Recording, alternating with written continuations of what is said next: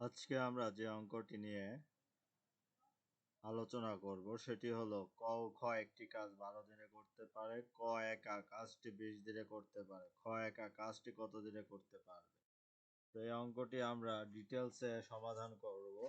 এর আগে এই অঙ্কটি সংক্ষিপ্ত আকারে আমি সমাধান করেছিলাম।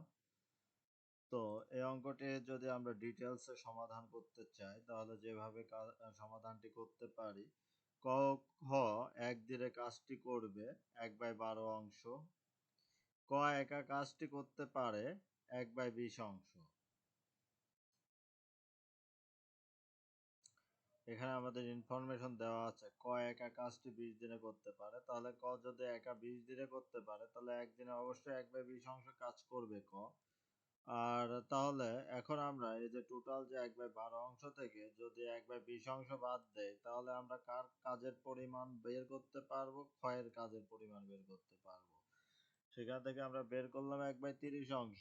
তাহলে খ একদিনে কাজটি করতে পারবে কত অংশ? 1/30 অংশ। 1/30 অংশ কাজ করতে পারে একদিনে, মানে এটা খ করতে পারে 1/30 অংশ কাজ একদিনে। তাহলে এক অংশ বা সম্পূর্ণ অংশ যদি কাজ করতে চাই খ, তাহলে অবশ্যই বেশি দিনের দরকার হবে।